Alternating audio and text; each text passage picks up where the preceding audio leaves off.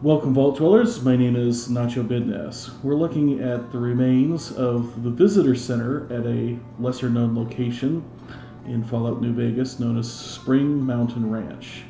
And we're going to round the corner here and walk between the north and south pastures. Now, all of these locations or set pieces are here in the real world, but they're not necessarily laid out in the same way as they are in game. And I was unfortunately unable to get great photographic coverage of everything, and I'll get into that in a minute. But as we walk up into this picnic area, we're going to finish up taking a look at the old reservoir, which was constructed by pioneers to help make this place green. The place certainly has a very interesting history. The ranch was originally founded by a gold prospector who passed it along to family, and it moved through a number of different owners, including a German baroness and Mr. Howard Hughes, who of course is the real-world inspiration for Robert House.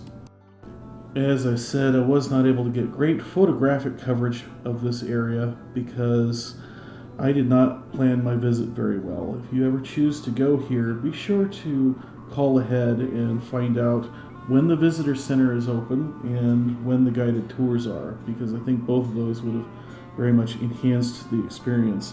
Otherwise, there's not a lot to do out here unless you are into horseback riding. In addition to missing the visitor center because it was closed, I unfortunately missed the reservoir because I just flat out didn't know that it was easily accessible by foot. As for the picnic area, it was full of families and young children, and it just felt a little creepy or weird to be a single white guy with video game props out there taking pictures of people's kids and families. I didn't want to disturb anyone, make anyone feel uncomfortable, or cause any trouble, so I omitted that. But as you can see, the pastures themselves are really pretty. They are shockingly green in the middle of the desert. Ultimately, I thought this was a location that was worth visiting, but I have two provisions for that. First, go on a day when you know that everything will be open, as opposed to when I showed up when everything was closed. Second, if you are on a schedule and you only have a couple days in the Vegas area to try and take an adventure like this, cross this one off the list. It should be near the bottom. There are other, better, more on-the-nose types of locations to go try out in the Mojave Wasteland. Nevertheless, I am curious to what you think about this video.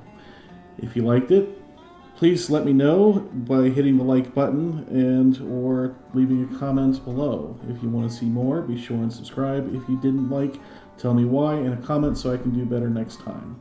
Until then, my name is Nacho Bidness, and I'm saying it's a great big wasteland out there. Let's go have fun in it.